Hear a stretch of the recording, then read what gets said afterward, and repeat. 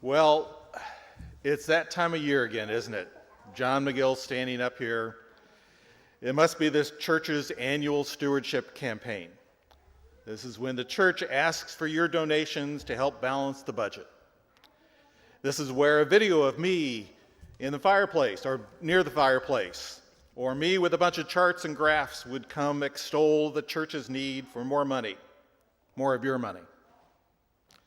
And we're not doing that this year. Instead of the stewardship campaign this year, we're calling it the generosity campaign. The goal is to focus on God's generosity and how we can be generous with God. Our God is a generous God. Throughout the Old Testament, we see God's generosity. God gives and gives and gives. God created the entire world and gave it to Adam. God promised Abraham as many descendants as there are stars in the sky and gave him a son. God gave Isaac twin boys late in life, Jacob and Esau.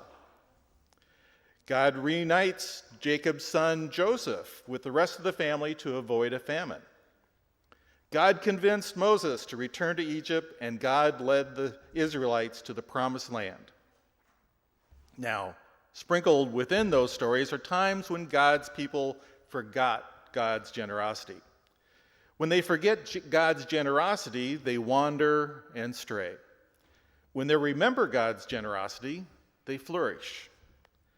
If this were a stewardship campaign, we would have 10 apples, and we've got some apples here today on the communion table, and you would be encouraged to give one of your apples to the church.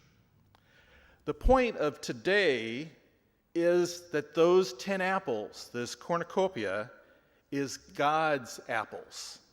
He made the tree grow in the rain and the sun. He sent bees to pollinate the flowers, and the apples grew to harvest because of him. Those are his apples. And guess what? God gives all of those apples to you. And you can decide what to do with them. Our God is a generous God. The ultimate gift of God is his only Son, a part of him that came to earth to be sacrificed so that our sins are forgiven. We are saved by the grace and generosity of our God. Everything you are and everything you have is a gift from God. During the offertory, and this week for everyone here and those of you at home, think about the gifts that God has given you, that you have received from God. And next week's topic is how we can be generous with God.